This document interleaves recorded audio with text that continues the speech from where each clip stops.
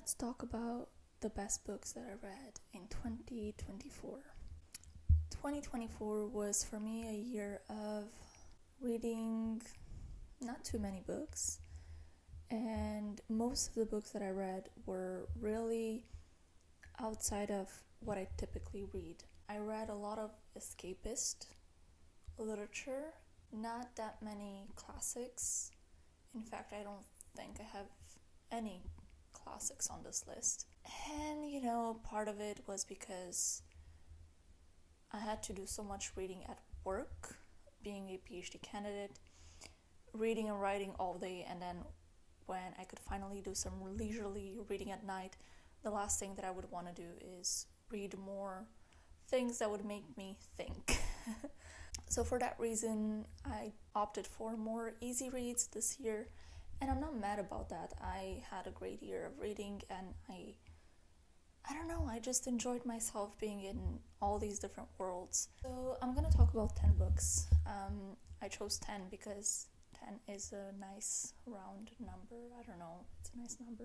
I think all of these 10 books are worth reading, whoever you are and whatever your reading tastes are. I think these are good books. Some of them might be more personal, more linked to my own interests in what I like to read about, and so see if any of these make sense to you, and if they do, read them, and if they don't.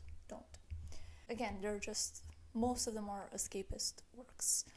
I think the only one that is not in that escapist category is my number 10, and that's probably why it's number 10 in the sense that I just didn't want to think too much this year, but this one is a book that you have to think about a little bit, but I did really enjoy thinking about this book, and that's John Gardner's Grendel. It's a very short book. I don't know if it would be considered a novella. I forgot what's the number of pages. Is it below 150 that is considered a novella? So if that's the case, then it wouldn't be one because it's 171. But it's a pretty short work. So Grendel is about the antagonist in the story of Beowulf. If you're unfamiliar with Beowulf, Beowulf is, and I don't know if I'm pronouncing that correctly. Is it Beowulf? I know how it's written, but I don't know how to pronounce it. Beowulf is a significant work in English literature. So it's one of the first poems written in the Old English, obviously, language. And it's significant because it kind of put English literature on the map alongside with the other literary traditions of the time. It was written in, I think, the 8th century, if I'm not mistaken. 8th or 9th century, something along those lines. And it kind of wanted to emulate the big works of the time, such as Homer's epic poems or Virgil's epic poems. So it kind of wanted to do that, but in English. So it's set in the backdrop of Scandinavian myths. I'm not exactly sure to what extent is historically accurate. I would guess it's not very. It's probably mostly fiction in my estimation, but I could be wrong. This community of Danes are tortured by this horrible monster called Grendel. And Beowulf is the hero that comes to their aid to kind of kill the monster. And so that's Beowulf. Grendel is a little bit of a reimagining of the antagonist in Beowulf, which is Grendel. Grendel is this disgusting, huge, ferocious, horrible, void of all humanity or humanity-like characteristics. So he's just a disgusting monster. And what Gardner does here is that he rewrites Grendel's story, but I really like how he rewrote it. In contemporary media, I feel like there's this kind of like revamp of telling the story of the bad guy. We kind of see that in Maleficent, where we now tell the story from the perspective of the evil queen. But what I don't like in these stories is that oftentimes we redeem the evil character, and we make them likable to the public, to the audience. And what I like about what Gardner did here is that he retold the story of Grendel from the perspective of Grendel, but he didn't make him different than how he was in Beowulf. He left Grendel be Grendel, this disgusting monster that we all hate, but he explained how he became the way he became. And I think there's a great distinction there. It's not so much of we're trying to redeem the evil, we're just trying to explain the evil. And obviously when you explain the evil, and if you do it really well, as a reader, as someone who consumes that media, you kind of start to sympathize, or at least feel pity for this despicable character. And that's what I think was done so greatly here. I think it very much borrows from Freudian ideas of, the importance of childhood experience and childhood trauma specifically, and how that shapes a person. So when we try to explain how someone becomes a bad person, oftentimes it's linked to, horrible traumatic experiences from their childhood that could be consciously or subconsciously processed as an adult.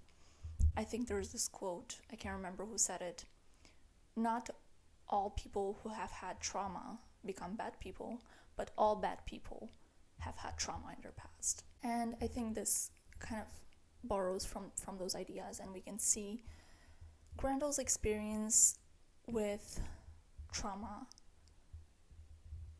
from a very uncaring, unbothered, ruthless mother who doesn't care about him, who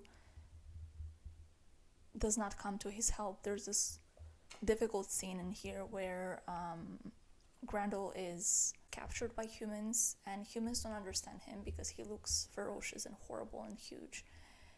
And he keeps calling for his mother, who is this huge monster who could help him, and she doesn't. And although you hate Grendel, at the same time, you cannot help but feeling pity for him. It's such a sad story. And then, the story evolves, and you get to see how Grendel starts to justify being evil. He feels these very nihilistic ideas of nothing is worth it, everything's meaningless, humans don't mean anything, they're smaller than me, they shouldn't mean anything, and therefore I can kill them all and can do whatever I want. It's a very interesting take. It's a lot of existential questions being discussed. I really enjoyed this book.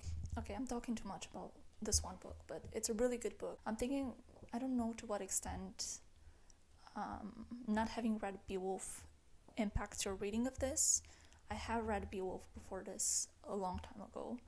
I don't think you need to read Beowulf before it, but maybe just glance at a little bit of a summary just to get the setting, because Gardner doesn't really go into the setting here. I think it's presupposed that you would know what the setting of Beowulf is. So I recommend going into it knowing already what Beowulf is. Next, we have none other than the Song of Achilles by Madeline Miller. This is my second Madeline Miller. I've read maybe 3 years ago Circe, which I really enjoyed, and I also really like this one. I did not like it as much as Circe. I think that one is top tier, but this one was good as well. The Song of Achilles is the modern retelling of the Iliad, essentially, and the Iliad, if you're unfamiliar, it's a very old ancient Greek poem written by Homer. I think it was I can't remember.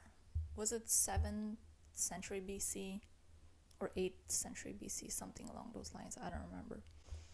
But it's much more enjoyable to read than the actual Iliad for the modern reader, because it's written in fiction, whereas the Iliad is an epic poem, so it's huge and it's difficult to get through. Not that I don't encourage you to read the Iliad. I think everyone should try to engage with some classics, but it's a difficult poem to get through by yourself if you're not studying it with someone or for school or something like that. It might not be that enjoyable. But the Song of Achilles, on the other hand, is very enjoyable to read.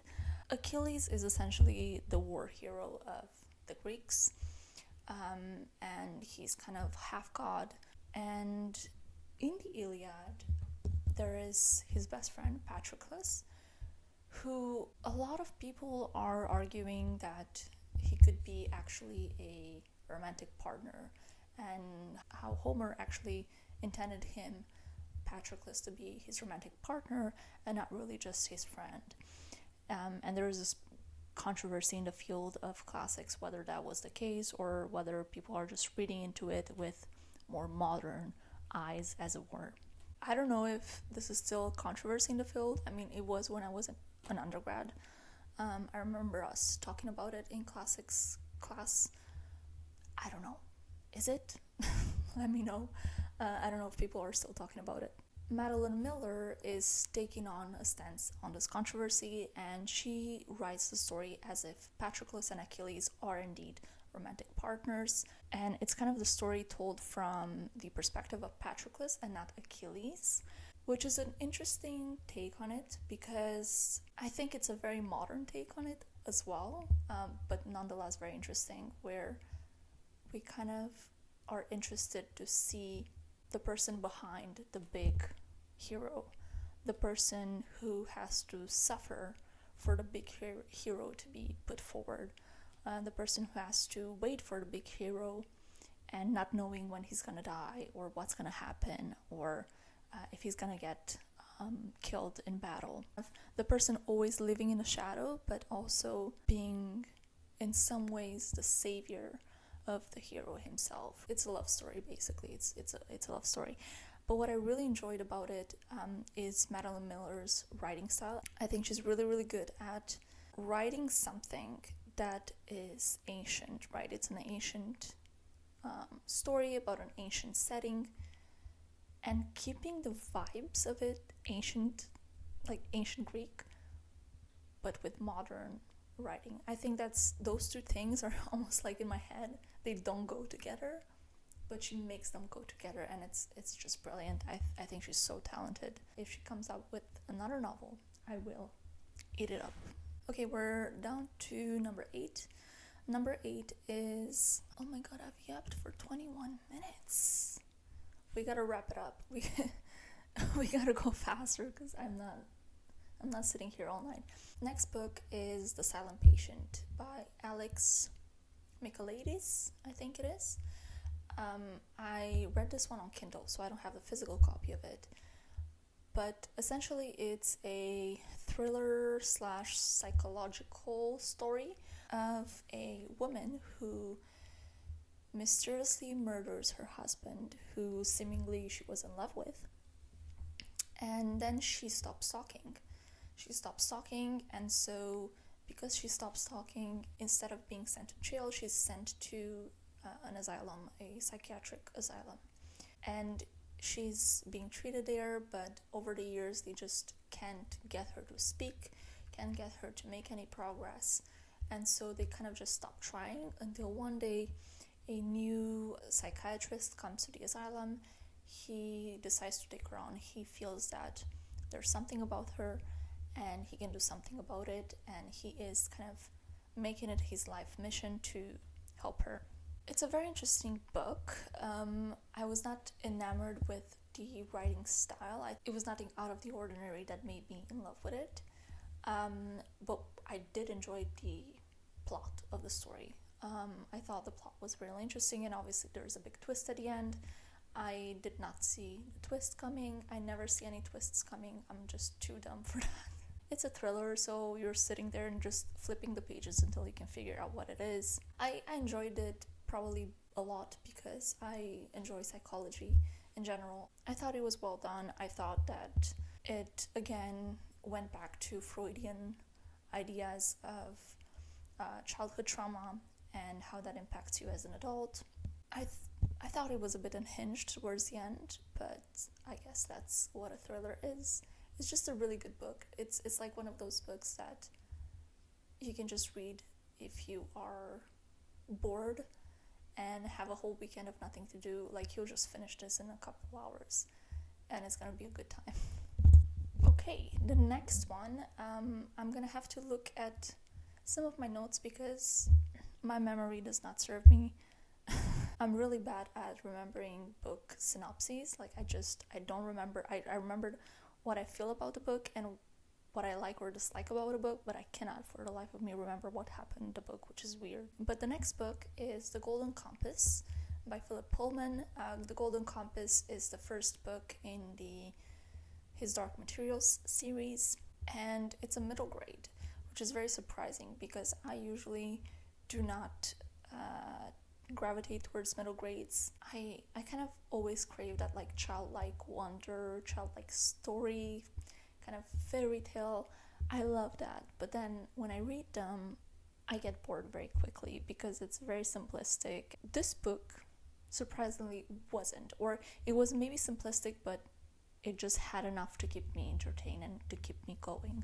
Essentially, it's the story of Lyra. She is a child living in Oxford, and she lives there in kind of like this parallel Earth, I guess, because obviously there's fantastical elements, but she lives in Oxford with her uncle and with her demon, and demons are kind of these animal-like creatures that every human has. This is how the story starts, very academia, very cool setting. She notices that a lot of kids start to go missing.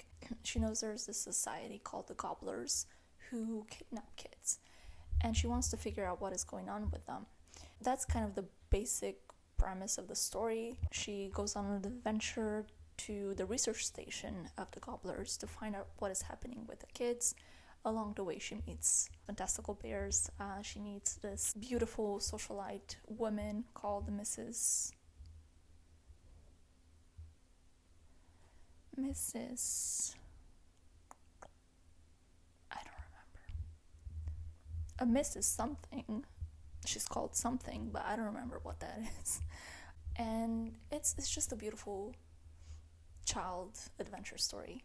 But what I really liked about this, well, first of all, the winter vibes are there, which is why I picked up the book in the first place. It was November. I was hoping it would start snowing soon, and it didn't, and so I just wanted something to put me in the snow vibes, and this exactly did that. It's wonderful. The research station, if I hadn't mentioned, it's up in the north in the Arctic, and so it's very wintry. I also liked the kind of dark academia vibes. There's kidnappings, there's these scientific settings, there's a little bit of a discussion around research and the ethics of how research should be conducted. We talk about different particles in the universe and how these particles might be maybe gateways to other universes. So it's a little bit of a very fantastical story, and I just really, really, really enjoyed it. Okay, the next book I listened on audiobook, so I also don't have a physical copy, but it's The Raven Boys by Maggie Stiefvater, I think. Now, this one I read at the beginning of the year, meaning it's been a year since I've read it, meaning I barely remember what happens in this story. I just remember being really enamored with it and thinking that it's a great story. Basically, the story starts with this teenager. Her name is Blue. She lives in a little family of witches and psychics and people who can do all these magical things. And at the beginning of the book, her aunt, I think, who's a psychic, tells her that if she kisses the love of her life, she will kill him. And so this is kind of the mysterious beginnings of the story. And then one day when she's working, I think, if I remember correctly, she was working at a diner as like a little part-time job, she meets this group of teenage boys, 3 or 4 boys, who all go to this super prestigious boy-only private school. And she doesn't like them because she thinks they're insufferable rich people. But eventually she ends up getting entangled with them, and they all go on an adventure to find a long dead, buried somewhere in the city, or in the town actually, Welsh king. I really liked this. I thought it was really well written. The characters were really well fleshed out. That's what I really struck me about the book, and I really remember about it. I remember that each of the characters had their specific characteristics and their arcs. I really enjoyed the interpersonal relationships between the characters. It was a very good story of friendship, how friendship really is, and the difficult moments in a friends group where you don't get along with all your friends and you blame your friends for things that maybe you shouldn't blame them for, but that's how it feels right in the moment. There's discussions of family trauma and family violence. There's discussions about economic wealth and non-wealth, economic privilege as well. I will continue in the series. It's really good and it's a good time. It's just a good time. Okay, let's move on to number 5. It's a book I read on Kindle. Again, I don't have a physical copy, but this one is really outside of my comfort zone. And it's really weird that I picked it up. I saw a YouTuber read it. I think it was Katie's Reading, and usually I really like the books that she recommends. And so I was like, okay, what the hell? It's summer, I have nothing to do. Let me try to read this huge ass book. I don't remember, I think it's like 500, 600 pages. And that is Into the Drowning Deep. So this is an interesting story that is, again, very outside of my comfort zone. It's the story of potentially deadly, evil mermaids. This company who makes documentaries about different things on the sea, and they want to make a documentary about the evil mermaids at sea, and so they pay this crew to go, and what do you know, the ship completely vanishes from the face of the earth, and there's just these very ambiguous videos that are left behind. Fast forward 10 years later or something, the sister of one of the crew members back then is a researcher, and she wants to know what happened to her sister, and she's in luck because this company, this media company who makes these documentaries, wants to redo the trip. They want to put another crew back together this time. They think that they're more prepared for whatever is out there. They feel ready to go and see what happened to the ship.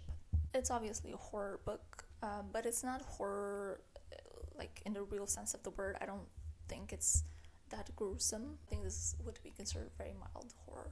I think the characters were well fleshed out. There are so many different people that we follow on the ship, and they all have their own specific specialties. We follow academics in the field who are presumably specialists in mermaids. We follow people from the media company who go on the ship to make sure everything is clear and everything is, going according to plan. I like the scientific elements of it. It was really interesting for me to read about as a researcher myself. I enjoyed, again, the discussions about research ethics.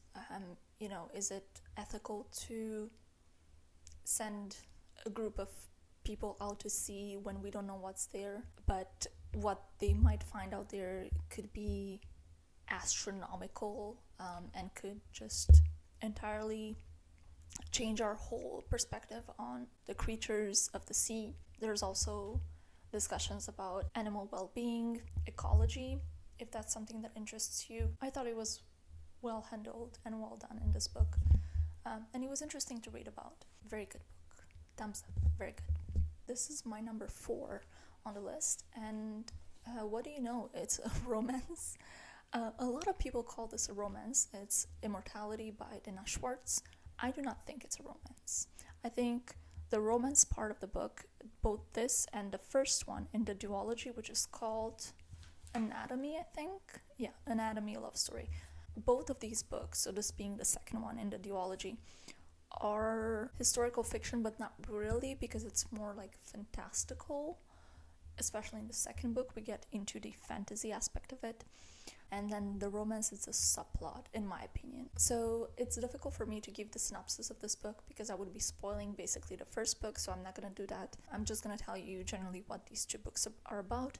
So in the first story, we're introduced to Hazel. Hazel lives in a historical past of Edinburgh. I think kind of the Victorian period-ish. And Hazel's big dream is to become a surgeon. But obviously, she's a woman. She cannot become a surgeon in those times. And so we follow her, do the impossible, do everything in her power to become a surgeon.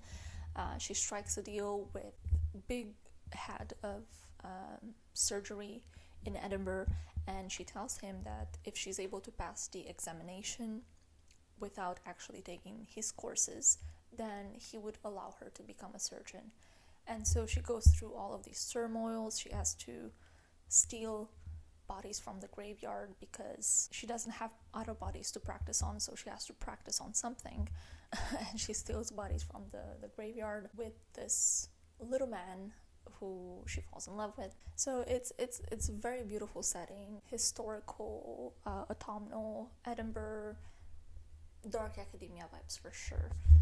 So that's the first book. And then the first book leaves us on a little bit of a cliffhanger, and we go into the second book. Now, I'm not going to talk about what the second book is, again, because I don't want to spoil what happens in the first book. But I really enjoyed the second book. I enjoyed both books, but I enjoyed the second one more. Because in the first book, my qualm with it was that it started off as historical fiction, and then it kind of went into weird, maybe fantasy towards the end, and I was just very confused. I was like, what are we doing? Is it a fantasy or is it not? Because I thought it's not. I don't know what it is about it, but when a book starts as being something and it turns into something else, it really leaves me unhappy. My expectations are violated and I'm not okay. So I think that's a little bit of my critique of the first book. But then in the second book, we don't have that anymore because we already know there's going to be some fantastical elements in it. So you go in the second book with the right type of expectations, and I just loved it. Essentially, the second book, without spoiling anything, is Hazel trying to understand these fantastical elements that are happening in her surroundings. She has to deal with secrets and secret societies, and it just very much gave me the vibes of Frankenstein. I couldn't put it down. I just had to finish it until the end and see what happens. Yeah, it's a really good story. We are up to top 3, and the book in number 3, I know that it will not be a book for everybody. I feel like I could understand why some people have difficulties with this book, but I just loved it so freaking much. And that is The Historian by Elizabeth Kostova. The Historian is difficult to explain, and the reason why it's so difficult is because it's a story within a story within a story within a story. There's so many different stories and different chronologies and time sequences where stories unfold, and obviously they're all linked to each other. Essentially, it's a kind of modern tale on the mystery of Dracula. And the story starts with a father telling his young daughter the story of when he was a graduate student.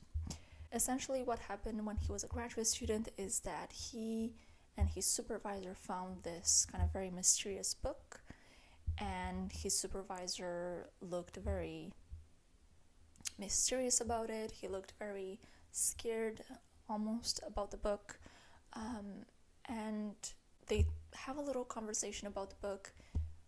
The graduate student goes home, and what do you know, the supervisor disappears the same night. And there's an investigation going on. We don't know what happened to him. There's blood in his office. The father of the little girl, being the graduate student of the story, goes on a quest to find out what happened to his supervisor because he believes that something has to do with that book that they found. And if I hadn't mentioned, his field of study is history, and specifically he's focusing on these dark, fantastical elements like vampires, Dracula. And then, the graduate student meets this beautiful graduate student lady, and who goes with him on this quest.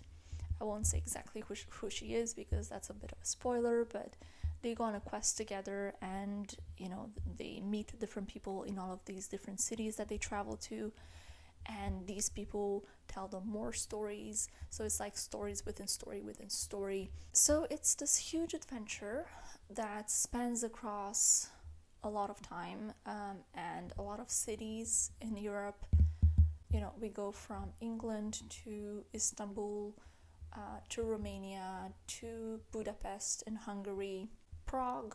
I think we spent a little bit of time in France, and it's just this wonderful journey across Europe. This book is huge, okay? It's like, I don't even know how many pages. I don't know. I read it on Kindle, so I don't know exactly how many pages, but it's a huge book.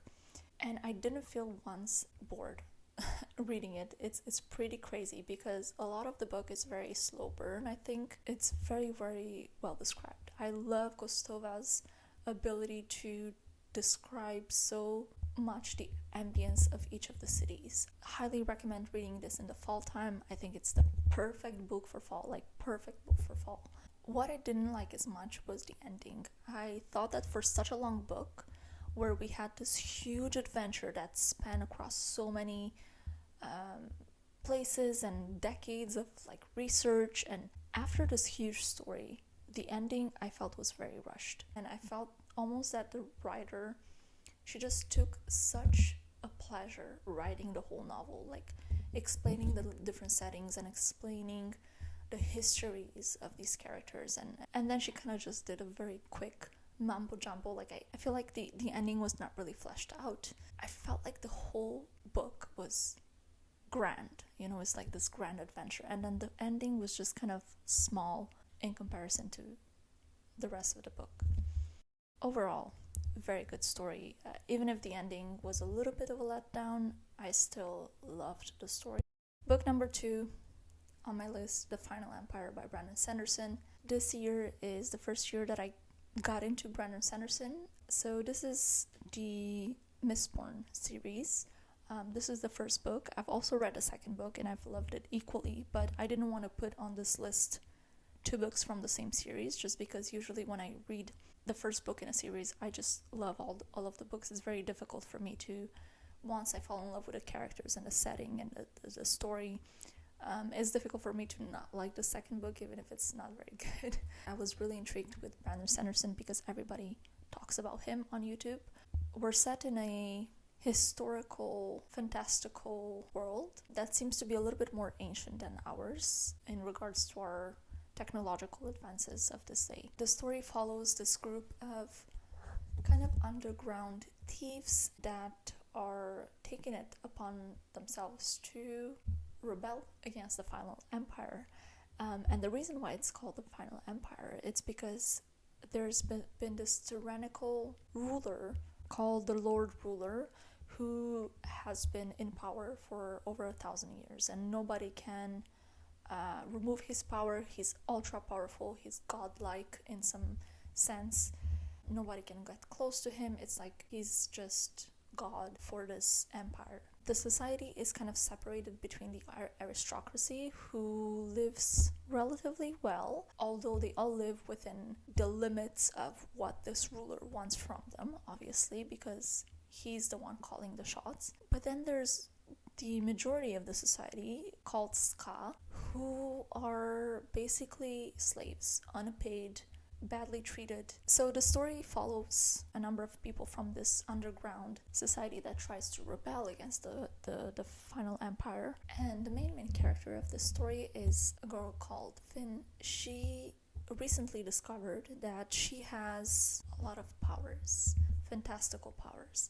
So the fantasy system in this book is really interesting. It derives from metals. So a person has to be an allomancer, meaning they have to have this kind of supernatural ability to burn these metals when they ingest them. So in some sense, burn them in their stomach or something. And when they burn a certain specific metal, it gives them different abilities.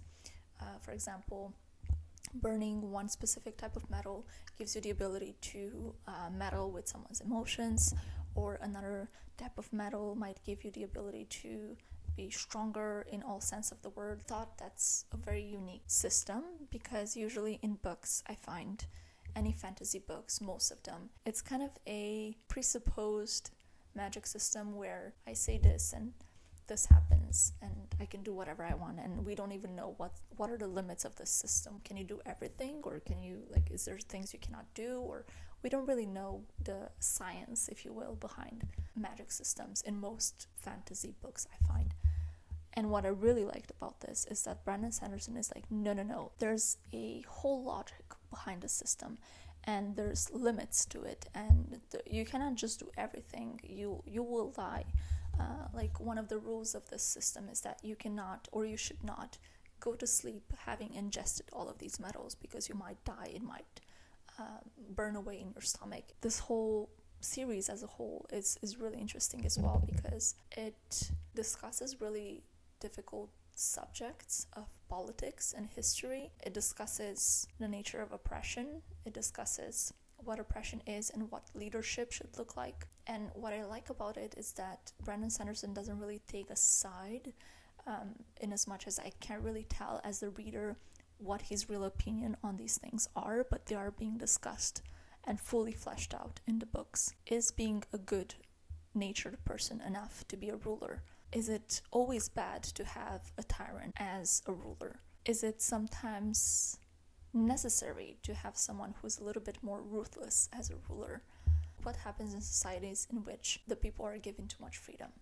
It's very difficult questions, it's not, there's no easy answer there. These are very difficult questions, philosophical, but also political questions that I don't know the answer to. Like, I don't think about these things on a daily basis, but Brandon Sanderson made me think of those things, and it's really interesting, and it's a very nuanced approach, I think, too. It's a good story. It will keep you on your toes. You will want to know what happens at the end, and then you get to the end and you want to know what happens next. So yeah, I'm really happy I started with Sanderson this year, and I will 100% continue. Okay, we've made it to book number 1. Book number 1 is a final book in a series, okay? It's a series that I started 3 years ago, and I did not want to finish until now, because I did not want to part with this world. And it's the most stereotypical series that you could think of as being number 1 on someone's list, but it's Harry Potter and the Deathly Hallows. I finished the Harry Potter series, and I'm so sad about it. I'm so sad that I finished it. I'm not going to give too much of a synopsis on this. Everybody knows the story of Harry Potter, the chosen one that has to fight against the Dark Lord. Very much the basis of a lot of fantasy work that is being now kind of exploding everywhere. I'm not going to spend too much time talking about it. It's just the most magical series, cozy series ever. I love all the books in the series. I think my favorite is probably the first one, just because the first one, the stakes are a little bit lower, and it just feels so cozy, and I just love getting to follow around Harry and Hermione and Ron. I never really wanted to read the books because I thought I would never like the books as much as I liked the movies. And then I read the books and I loved the books more than the movies. This is just nostalgia to me. I followed the movies as a child, and now reading these books as an adult is just amazing. I find that it's a series that is a lot less about the fantasy elements and a lot more about friendship and family and found family. If you haven't read Harry Potter yet, just read it. Just do it. It's gonna be the best decision of 2025 for you. I have yapped for way too long. Can you hear? Like, I can barely talk anymore. I'm gonna go enjoy some dinner. And yeah, I hope I'll see you soon.